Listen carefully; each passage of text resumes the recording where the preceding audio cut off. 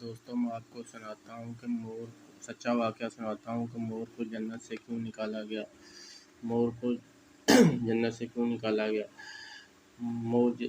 مور جتنا خوبصورت ہے اس سے کئی زیادہ جنت میں خوبصورت تھا۔ مور کی خوبصورتی پہ سبھی پرندے فدا تھے، لیکن ان سب خوبیوں کے باوجود مور سے ایسی کون سی خطا ہو گئی تھی جس سے اللہ تعالیٰ نے مور کو جنت سے نکال دیا۔ اللہ تعالیٰ نے جب حضرت آدم علیہ السلام اور اماں حوا کو پیدا فرمایا تو اس کے بعد اس کو جنت میں بھیج دیا۔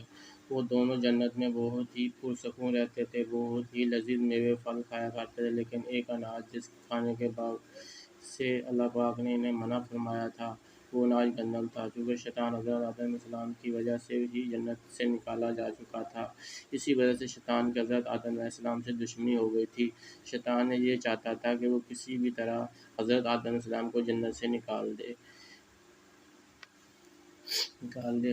ساتھ میں اماں حوا کو بھی جنت سے نکال دے۔ جب شیطان کو یہ خبر ہوئی کہ حضرت آدم علیہ السلام کو تمام میوے کھانے کی اجازت ہے لیکن گندم کھانے کی اجازت نہیں، تو شیطان انتقام کی آگ دل میں لیے جنت کے دروازے کے پاس بیٹھ گیا اور 300 سال تک وہاں پر بیٹھا رہا۔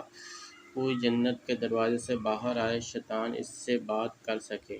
ایک دن اچانک مور جنت سے باہر آ گیا۔ شیطان اس کو دیکھتے ہی بہت خوش ہوا۔ شیطان نے پوچھا، اے خوبصورت پرندے تم کون ہو؟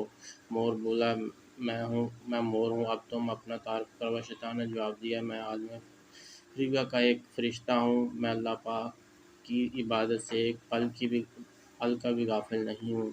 میں چاہتا ہوں کہ میں جنت میں جاؤں، وہاں کی نعمتوں کا اپنی آنکھوں سے مشاہدہ کروں۔ شیطان مور سے کہنے لگا کہ تم مجھے جنت کے اندر لے جاؤ، میں تمہیں 3 ایسی باتیں بتاؤں گا جس سے تمہیں ابدی زندگی حاصل ہو جائے گی، تمہیں بڑھاپا اور بیماری نہیں آئے گی، تم ہمیشہ جنت میں ہی رہو گے۔ شیطان کی یہ باتیں سن کر لالچ میں آ گیا۔ مور نے کہا، مجھ میں تو اتنی طاقت نہیں کہ میں تمہیں جنت کے اندر لے جاؤں، لیکن ایک سانپ میرا دوست ہے، وہ شاید تمہاری مدد کر سکے۔ یہ کہہ کر مور سانپ کے پاس آیا، اس کو ساری بات بتائی۔ سانپ بھی شیطان کی باتوں سے بہت خوش ہو گیا، پھر شیطان کو اپنے منہ میں چھپا کر جنت میں داخل ہو گیا، اور یوں شیطان اپنی چال میں کامیاب ہو گیا۔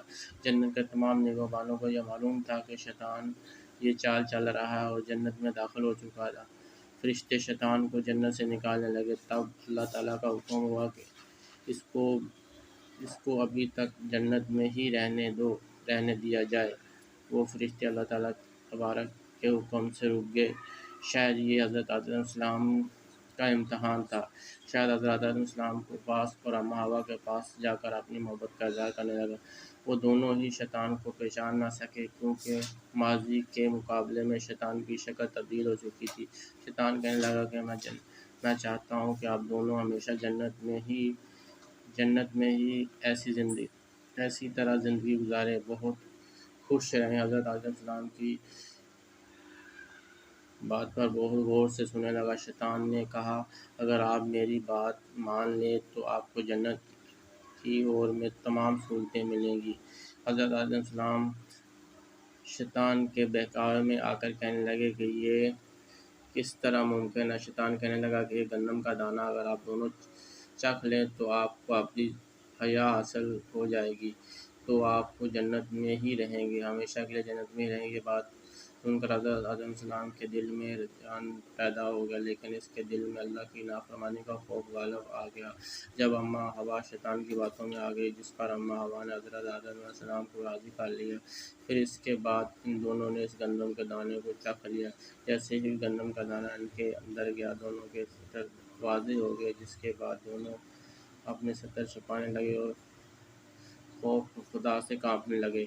اس دوران اللہ تعالیٰ تبارک فرشتوں کو یہ حکم دیا کہ حضرت آدم علیہ السلام اور اماں حوا دونوں کو زمین پر اتار دو۔